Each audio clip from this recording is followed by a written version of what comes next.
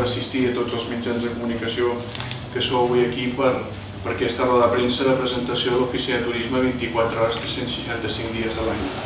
Et georreferencia en el lloc on estàs, et dona els recursos per proximitat en el lloc on et trobes, per tant et fa un filtratge de determinades maneres a les persones que s'acosten a l'oficina de turisme o a d'altres punts d'interès de la comarca i que cobreixi un horari de 24 hores com el mateix nom indica. Doncs apostant per les noves tecnologies. Donar resposta a una petició del sector privat, del sector empresarial. Podem diferenciar, Per exemple, atractius turístics. Sí, però hi ha categories, Sí, doncs museus i centres d'interpretació. Tots els museus, tots els de les Gràcies Romàniques visitables, tot el que és Mira, visitable. hi ha l'anisoteta d'aquesta Per tant, et donen informació molt més en relació al que el client vol en aquell moment i a més a més li queda aquella informació en el seu propi telèfon, pot marxar amb allò i pot utilitzar-ho després.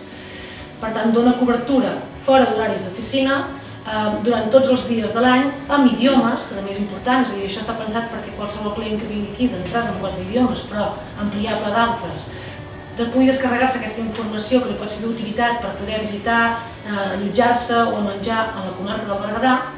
I per tant ens hem d'acostar a la gent a través d'aquestes noves tecnologies i difondre la comarca, tota la comarca, tots els recursos culturals turístics de la comarca per aquí. Per tant, això és una aposta ferma per les noves tecnologies.